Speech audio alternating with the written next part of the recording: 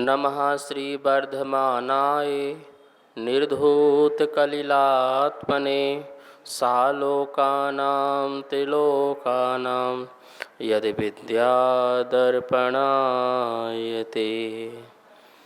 रत्नकंडक श्रावकाचार परम मांगलिक ग्रंथ है। आचार्य समंतभट्ट स्वामी द्वारा यह लिखा गया है। इसमें 150 श्लोक हैं। संस्कृत इसकी भाषा है और इसमें सम्यक दर्शन, सम्यक ज्ञान, सम्यक चारित्र, संलेखना, समाधि और श्रावकों की 11 प्रतिमाओं का बहुत सुंदर वर्णन है। हम तीसरा अध्याय पढ़ रहे थे सम्यक चारित्र का। श्रावक के व्रतों में गुणव्रत नाम का एक व्रत है, जिसमें से देश व्रत, दिग् व्रत की बात हो गई थी। आज जो बात चलेगी अनर्थ दंड व्रत। कौन सा व्रत? अनर्थ दंड व्रत। अनर्थ दंड किसे कहते हैं? जो निष्प्रयोजन जो कार्य है उसको करना, वो अनर्थ दंड है। कोई प्रयोजन नहीं है, ठीक है ना। निष्प्रयोजन कार्य नहीं करना वो अनर्थ दंड व्रत है। मतलब कंट्रोल करा रहा है श्रावक के लिए कि हम बेमतलब के कार्यों में लगे रहते हैं जिसका हमें कोई लेना देना नहीं होता है। टाइम पास जैसे बोलते हैं, हम टाइम पास कर रहे हैं, कुछ भी खेलने लगे, कुछ भी खाने लगे, कुछ भी कहीं भी घूमने लगे। ये क्या कर रहे हो? बस ज़िंदगी को टाइम पास कर रहे हैं, तो ये तो अनर्थ दंड है। और जब अनर्थ दंड व्रत हो जाएगा तो जितना भी अनर्थ दंड है उसका त्याग हो जाएगा। दंड मतलब क्या है? मन वचन काय। मन वचन काय से जो भी अनर्थ है उसका त्याग करना। मन वचन और काय। अर्थ मतलब प्रयोजन। अर्थ का मतलब क्या कहलाता है? प्रयोजन। और अनर्थ का मतलब जिसका कोई प्रयोजन ही ना हो, ठीक है ना। कोई भी व्यक्ति से कभी कुछ पूछो, भैया तुम्हारा क्या प्रयोजन? बोले हमारा कोई प्रयोजन है ही नहीं। तो प्रयोजन होना चाहिए ना, हर काम का प्रयोजन होना चाहिए। अब पता है कि कुछ काम नहीं है तो ताश खेलने बैठ गए, गपशप करने बैठ गए, ठीक, बातें करने, फ़ोन लगा दिए, 1 घंटे तक बातें कर रहे हैं तो बातें करने बैठ गए, ठीक है ना। बोले क्यों बातें? बोले कुछ क्या करें, कुछ है ही नहीं टाइम पास करना। ये अनर्थ है। तो बिना प्रयोजन मन से सोचना, बिना प्रयोजन वचन से कहना और बिना प्रयोजन काया से क्रिया करना, ठीक है ना। बिना प्रयोजन कुछ भी नहीं करना, प्रयोजन भूत ही सोचना। यदि मन में कुछ सोच रहे हैं तो इसका प्रयोजन होना चाहिए, ठीक है ना। इसी प्रकार से हम वचन से कह रहे हैं तो प्रयोजन होना चाहिए। अच्छा, प्रयोजन भी शुभ होना चाहिए, प्रयोजन भी मंगलदायक होना चाहिए, हितकारी होना चाहिए, कल्याणप्रद होना चाहिए, मंगलप्रद होना चाहिए। ऐसा प्रयोजन हो। ऐसा नहीं बोले हमारा प्रयोजन तो मारने का था, हमने मार दिया, तो ऐसा प्रयोजन भी लेके नहीं चलना। जो अहितकारी हो, अकल्याणकारी हो, पापकारी हो, ऐसा प्रयोजन प्रयोजन नहीं कहलाता। ये तो प्रयोजन है ही नहीं। जिसमें अच्छा प्रयोजन हो वो कार्य करना, ठीक है। अब रास्ते में चल रहे हैं तो पत्ते उखाड़ दिए, पौधा उखाड़ दिया। बोले क्यों उखाड़ दिया भैया? पता नहीं, हम तो ऐसे खेल में उखाड़ दिया। तो वो क्या हो गया? अनर्थ दंड हो गया। काया के माध्यम से ऐसे हंसी मजाक करना, ये अर्थ है कि अनर्थ है? अनर्थ है। अब हंसी मजाक करोगे तो झूठ भी निकलेगा। जब भी कोई हास्य करता है, हंसी करता है, मजाक करता है, उसमें सत्य वचन नहीं निकल सकते, नियम से झूठे वचन निकलेंगे, ठीक है ना। तो ये निष्प्रयोजन हो जाएगा। चलिए अपन सबसे पहले 74 नंबर का श्लोक जो है इसका उच्चारण कर लेते हैं और इसके माध्यम से हमको पता चल जाएगा कि क्या अनर्थ दंड व्रत कहा जाता है। आचार्य समंतभट्ट स्वामी इसके ओर बताएंगे। अभ्यंतरम अभ्यंतरम दिग्बधेर पार्थिकेभ्यः पार्थिकेभ्यः सपाप योगेभ्यः वीरमण मनर्थ दंडव्रतम वीरमण मनर्थ दंडव्रतम विदुर विदुर व्रत धरागृण्यः अभ्यंतरम दिग्बधिरपार्थिकेभ्यः सपापयोगेभ्यः वीरमणमनर्थदंड व्रतम विदुर व्रतधरागृण्यः। एक एक शब्द का अर्थ देखिए। व्रतधरागृण्यः, व्रत धारण करने वाले मुनियों में प्रधान तीर्थंकर देवादिदेव दिग्वधे दिग्व्रत की सीमा के अभ्यंतर भीतर अपार्थिकेभ्यः प्रयोजन रहित सपाप योगेभ्यः पाप सहित योगों से वीरमण निवृत्त होने को अनर्थ दंड व्रत विदु कहते हैं। अभ्यंतर मतलब होता है अंदर। अभ्यंतर मतलब क्या होता है? अंदर। अपन ने दिग्व्रत लिया पहले, तो दिग्व्रत में तो जीवन पर्यंत की मर्यादा बना ली अपन ने 10 दिशाओं की, कि ऊर्ध्व दिशा में इतने ऊपर नहीं जाएंगे, अधो दिशा में इतने नीचे नहीं जाएंगे, चारों दिशाओं में सीमा बना ली। जैसे इस समुद्र के आगे नहीं जाएंगे, इस पहाड़ के आगे नहीं जाएंगे, या भारत के बाहर नहीं जाएंगे। ऐसे अपन ने जीवन पर्यंत की सीमा बनाई, उसको बोलते हैं दिग्व्रत। कौन सा व्रत कहते हैं उसको?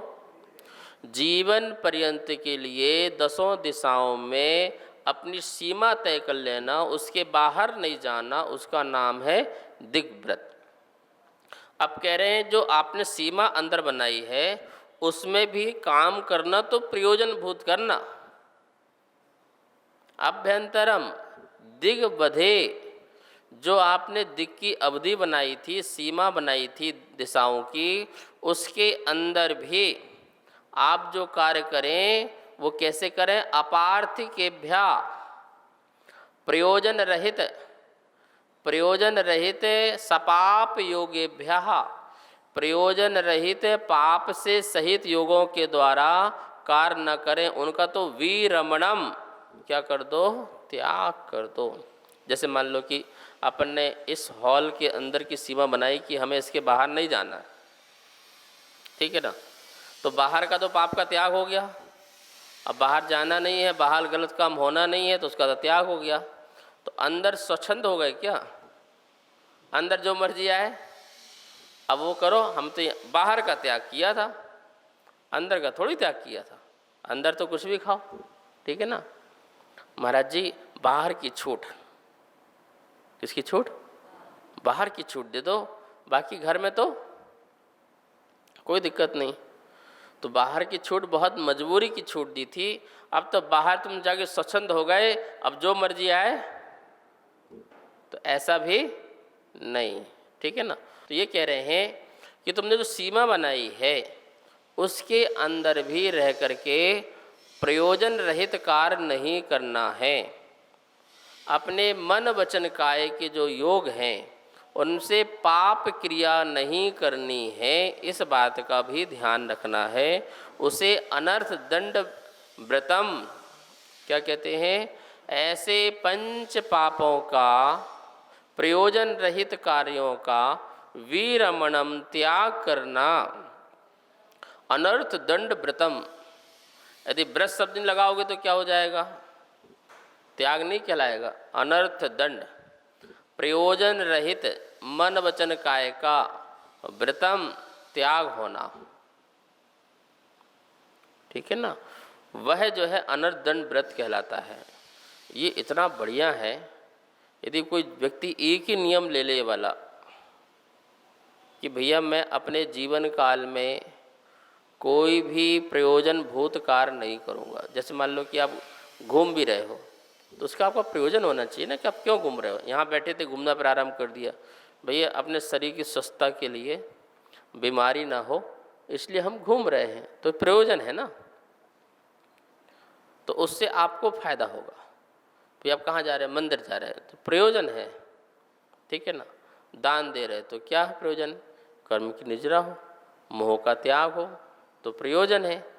भैया संबित शिखर जा रहे हैं तो एक प्रयोजन है कि हम यात्रा करना है, हमें घूमने थोड़ी है, यात्रा करने जा रहे हैं तो उसका प्रयोजन होना चाहिए। तो यदि आपका प्रयोजन कहीं नहीं है तो वो आपका सब अनर्थ कहलाएगा। शब्द समझिए, अर्थ मतलब प्रयोजन। अर्थ मतलब क्या होता है? पठनार्थम, पढ़ने का प्रयोजन, लिखनार्थम, लिखने का प्रयोजन। तो अर्थ शब्द का मतलब है प्रयोजन, ठीक है। तो अर्थ मतलब प्रयोजन और अनर्थ मतलब कोई प्रयोजन नहीं है। तो जो प्रयोजन नहीं है ऐसे दंड का त्याग करना। दंड मतलब कोई डंडा नहीं, दंड 3 होते हैं। कितने दंड होते हैं? महाराज जी लोग दंडक पढ़ते, दंडक, दंड धारण करने वाले हैं महाराज जी, दंडक, ठीक है ना। तो दंडक में क्या है? मन, वचन और काय, ये 3 जो है दंड हैं। व्यक्ति पाप मन से करता है, या तो बोल के करता है या करके करता है, ठीक है ना। तो मन से भी निष्प्रयोजन। अब व्यक्ति बैठा है तो यहाँ वहाँ की सोच रहा है,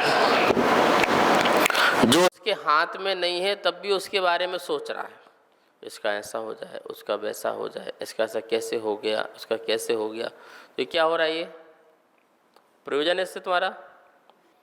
और व्रत लेकर के बुरा सोच रहा है तो उसका अतिचार लगेगा, फिर उसका व्रत भंग होगा, उसको दोष लगेगा, ठीक है ना। तो अनर्थ दंड में वो मन में कहीं भी जब भी सोचता है तो हितकारी और कल्याणकारी सोचता है, अपने लिए भी और दूसरों के लिए, बुरा नहीं सोचता है। तो अनर्थ दंड मतलब कितने सारे ख्याल मन में ले आते हैं। लोगों को तो रात रात भर नींद ही नहीं आती है, सोचते रहेंगे अब क्या होगा, अब क्या होगा, इसका क्या होगा, उसका क्या होगा, अब क्या होगा, इसका क्या होगा, ऐसा होगा, वैसा होगा। अब ये कौन सा प्रयोजन है? कोई प्रयोजन नहीं है भाई। तुम्हारे सोचने से कोई कार्य ठीक हो जाए तो सोचो। जब तुमको पता है कि तुम्हारे सोचने से ठीक तो होने वाला या तो समय में होगा, या पुरुषार्थ से होगा, या भाग्य से होगा, ठीक है। समय में आएगा या उस समय पुरुषार्थ करोगे, उस समय भाग में जाएगा तो कार्य हो जाएगा। लेकिन तुम्हारे सोचने से क्या होगा? मैं सोच रहा तुम्हारी दीक्षा हो जाए, बताओ हो जाएगी क्या? है सुधा जी? मैं कहूँ सुधा जी जो है माता जी बन जाए, मैं ऐसा सोच रहा हूँ, तो मेरे सोचने से माता जी बन जाओगे क्या? संगीता बताओ, नहीं होगा ना, नहीं हो सकता ना। तुम सोचो तो हो सकता है, लेकिन तुम दूसरों के बारे में मन में सोच रहे हो, ये निष्प्रयोजन सोच है, ठीक है। हाँ, अच्छी चीज़ों का प्रेयर कर सकते हो मन में कि जगत में शांति हो, दुनिया में शांति हो, आप प्रेयर करो, अच्छी बात है। लेकिन अहित के बारे में तुम सोचो तो ये अच्छी बातें नहीं हैं। तो अनर्थ दंड में पहले मन संबंधी बुरा मत सोचो, कोई भी मन में बुरा चीज़ मत सोचो।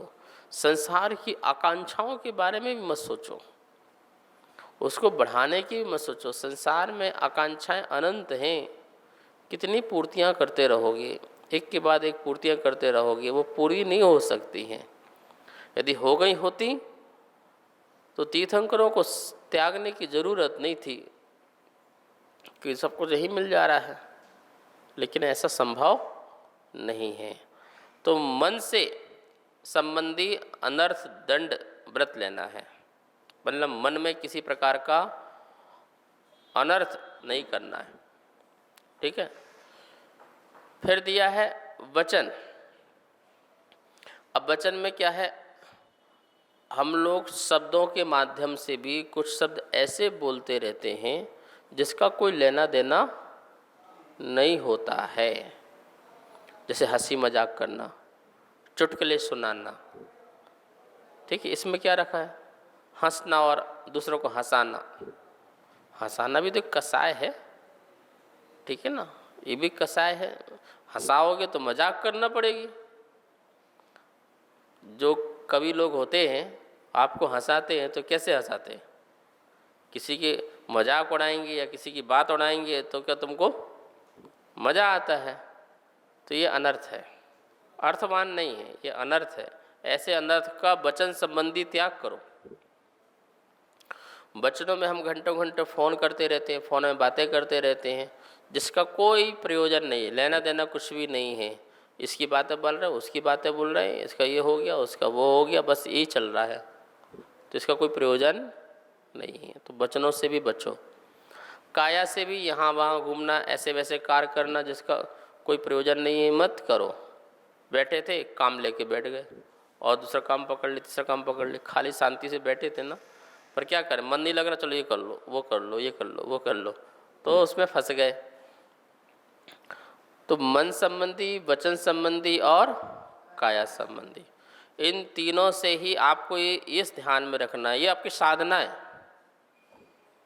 ये साधना है, बहुत बड़ी साधना है। श्रावक के लिए बता दिया, यदि अनर्थ दंड व्रत का पालन कर लिया तो वो मुनि बन सकता है। यदि इसका पालन नहीं कर पाया तो वो मुनि नहीं बन पाएगा। उसकी अभ्यास या प्रैक्टिस है मन को रोकने का, वचन को रोकने का और काया को रोकने का। इन तीनों से दुष्ट प्रवृत्तियों को रोकने का कार्य करता है अनर्थ दंड व्रत। और तभी वो कायोत्सर्ग भी कर पाएगा, तभी वो प्रतिक्रमण भी कर पाएगा, तभी वह अपनी आलोचना भी कर पाएगा, तभी वो सतर्क रह पाएगा। उसकी समाइक अच्छी होगी, उसका ध्यान अच्छा होगा, उसका स्वाध्याय में मन लगेगा। और यदि निष्प्रयोजन कार्य करता रहेगा तो सारा दिमाग कहाँ जाएगा? फालतू सोच में, फालतू बोलने में, गपशप करने में, हंसी मजाक करने में, ठीक है ना, गलत बातों में, गलत कार्यों में, तो दिन भर इसी में लगा रहेगा। इसलिए इन तीनों से, मन वचन काया से, तीनों से अनर्थ का त्याग करने का नाम है अनर्थ दंड व्रत। ऐसा विदुर व्रत धरा गण्य, जिन्होंने व्रतों को धारण किया है, ऐसे तीर्थंकरों ने बताया है। शेष विषय कल। आइए माँ जनवाणी की स्तुति करते हैं। जा वाणी के ज्ञान से सूझे लोकालो, शोभाणी मस्तक धरूं सदा दे तो धो। हे जनवाणी भारती तो है जपो दिन रेन, जो तेरी शरणा धरे सो पावे सुख चैन। सबको बहुत बहुत मंगल आशीर्वाद।